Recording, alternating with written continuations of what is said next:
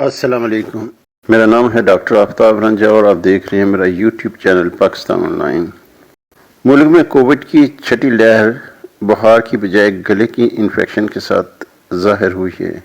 طبی سائنسدانوں کے مطابق 17,500 لوگوں سے رابطہ قائم کیا گیا، جن میں گلے کی سوزش کووڈ کی سب سے بڑی علامت کے طور پر سامنے آئی ہے، جس کے ساتھ سر درد، بند ناک اور کھانسی کی علامات بھی جڑی ہوئی ہیں۔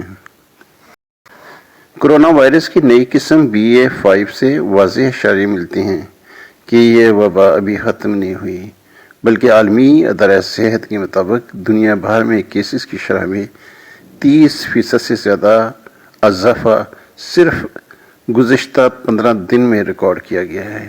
یورپ میں اومیکرون کی ذیلی اقسام BA.4 اور BA.5 کے کیسز 25% تک بڑھ گئے ہیں۔ BA.5 چین میں بھی ظاہر ہو چکا ہے اور اس کے باعث دوبارہ سخت لاک ڈاؤن کا خدشہ ہے۔ تقریباً 65% امریکی کورونا کی نئی قسم کا شکار ہو رہے ہیں۔ کووڈ کے گزشتہ کیسز میں تیز بخار، سونگنے کی حس یا ذائقہ کا ضیاع ممتاز علامات تھیں۔ صحت کے ادارے کووڈ کی ان علامات کو سرِ فہرست رکھتے تھے۔ اب گلے کی انفیکشن، آواز کا بگاڑ، چھینکیں، تھکاوٹ، پٹھوں میں درد اور چکر جیسی علامات عام پائی جاتی ہیں۔